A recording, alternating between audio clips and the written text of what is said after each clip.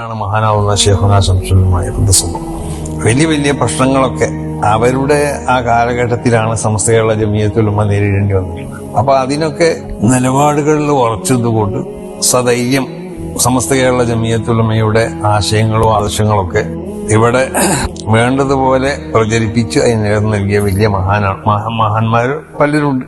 അതിൽപ്പെട്ട പ്രമുഖനാണ് മഹാനാവുന്ന ശൈഖുനാ ശംസുലുമായ.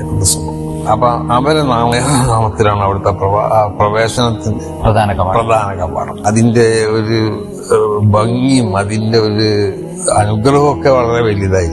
പിന്നെ നമ്മൾ വിശ്വസിക്കണം, നമ്മളെ വിശ്വാസത്തിന്റെ ഒരു ഭാഗമുണ്ട്. ഇത് ദീനിന്റെ സംഘടനയാവുമ്പോൾ ആ ദീനിന്റെ സംഘടനയോട് ബന്ധപ്പെട്ട ഇതുപോലുള്ള വലിയ സമ്മേളനങ്ങളും മറ്റൊക്കെ നടത്തപ്പെടുമ്പോൾ നമ്മൾ മഹാന്മാരാവുന്ന അള്ളാഹുവിന്റെ അമ്പിയാക്കന്മാര്, അള്ളാഹുവിന്റെ ഔലിയാ തുടങ്ങി വലിയ വലിയ മഹാന്മാരോടൊക്കെ അവരെ മുൻനിർത്തിക്കൊണ്ട് അവരെ കൊണ്ട് തപസ്സുൽ ചെയ്ത് അല്ലാഹു സുബ്ഹാനഹു വ തആലയോട് ഇതിന്റെ വിജയത്തിന് വേണ്ടി ദുആ ചെയ്യും. സിയാറത്ത് ചെയ്യാൻ കഴിയുന്നതായ മഹാന്മാരുടെ മഖ്ബറയിലൊക്കെ സിയാറത്ത് ചെയ്യും.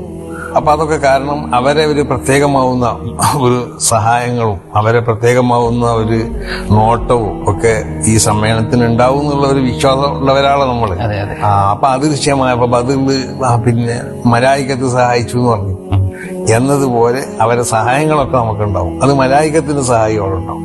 ഇത് വിശ്വസിക്കുന്നവരാണ് നമ്മൾ.